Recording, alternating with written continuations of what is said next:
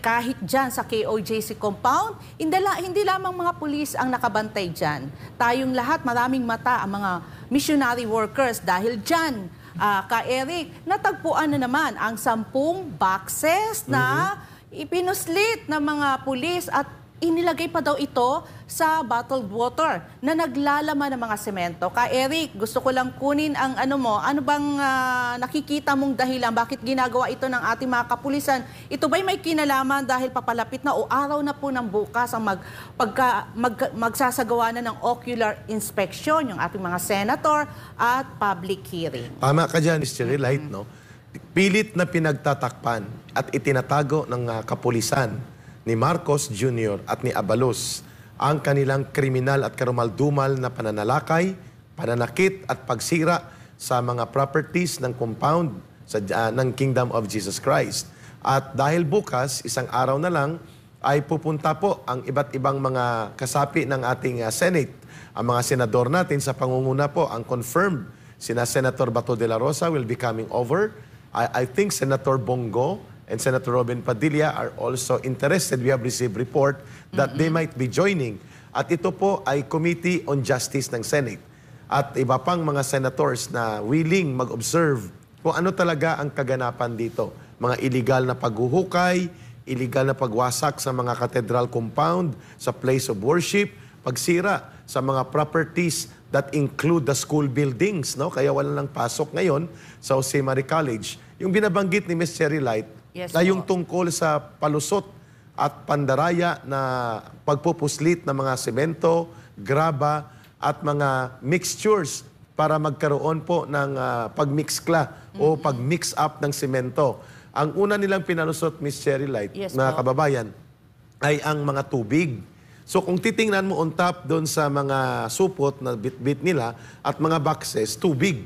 Pero dahil nga nagdududa ang mga kingdom workers natin at ang KOJC members at dahil sila ay alerto sa nagaganap na patuloy na pagpupuslit ng mga pulis ng kontrabando at kung ano-ano at hindi na idinadaan sa scanner na pagmamayari ng compound ng Kingdom of Jesus Christ, ayon, nang hinarang ang 2 boxes ay mukhang masyadong mabigat. Pagtanggal ng tubig, nagkaroon ng konting kumusyon sapagkat tumakbo yung nagbibitbit ng boxes. Umalis yung nag-deliver na pulis at ito nakita nila mga nakabalot na supot ng simento. At alam natin na hindi naman ito ipapakain sa mga pulis. These are not food supply.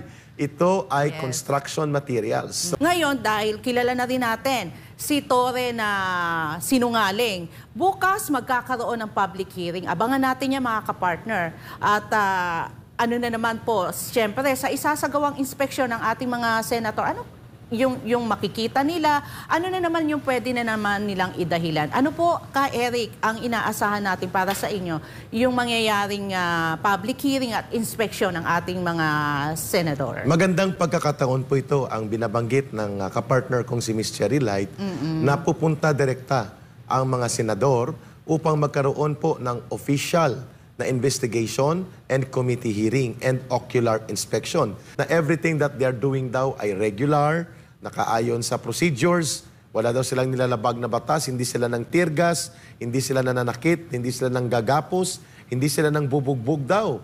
At lahat ng mga reklamo daw, politika lang ito.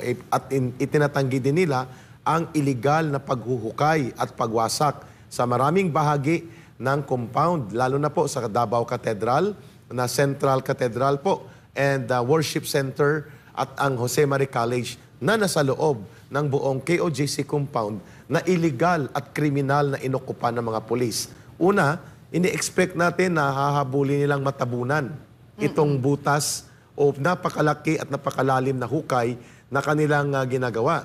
At ang tawag nga ngayon sa pulis, nawala na po ang build na program ni Tatay Digong, Ms. Cherry. Yes, at napalitan na ng dig. At ito yung pilit nilang pagtatakpan. There is no rhyme and reason kung bakit sila nagpupuslit ng mga graba, buhangin.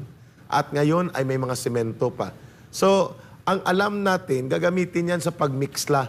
Mag-mix up ka ng construction material, like magbubuo ka ng semento o konkretong mixture. At malamang itatabo nila dito. Ngayon, sabi nila, fake news yun. Kuan lang yun, Photoshop. Ngayon video ang kumalat. Ayun. Paano mo to papabulaanan? Ano to? AI at artificial intelligence? So most likely itatago nila ito. Ayun. At pangalawa, Miss Cherry, Yes po. na itatago nila sa mga senador yung mga reklamo ng mga tinergas, binugbog, ginapos, sinipa, kinaladkad, nginudngod sa semento. Lahat ng ito dapat marinig ito ng Senado. Ayun. At dapat nandun din ang tawag ng taong bayan, walang silbi at inutil na Commission on Human Rights. Yes. At dahil humihingi sila ng budget sa Kongreso taon-taon at during the budget deliberation sa House committee level, kina Congressman Marcoleta, hiningan sila ng update report. At maganda yung pinupunto mo. Dapat sumama sila dito sa ocular inspection na Yes. ito at magkaroon sila ng pagkakataon to be the observers also sa gagawin na public hearing or Senate committee hearing sapagkat magkakaroon na po ng 4 na buwan mula ng unang lusob at pananakit at pagwasak ng mga pulis sa mga areas po ng Davao Cathedral, Compound KOJC, sa Tamayong, sa Prayer Mountain, sa Glory Mountain, may namatay na mga katutubo sa Kitbog. All of this for the last 4 months, not just for the last 13 days. The Commission on Human Rights, which is supposedly the constitutionally mandated agency of government to oversee, protect, and defend and promote the human rights of every Filipino citizen against primarily the abuses of state authorities, ay nako, sobra pa sa pipi, bulag at bingi. At ito po ay nagbubulag-bulagan, nagbibingi-bingihan, at nagkakaroon po ng amnesia kung ano ang kanilang role. Kaya tamang-tama na tinatawag sila ngayon ng taong bayan, walang silbi at inutil, palamunin lamang sila ng pundo ng bayan sapagkat lantaran po at malawakan ang kriminal na mga akto ng mga pulis, illegal, unlawful at halos kriminal na mga gawain at parang state terrorism ang sagot lang nila sa Kongreso ng tinanong ni Congressman Marcoleta. We are still finalizing our report, Ms. Cherry.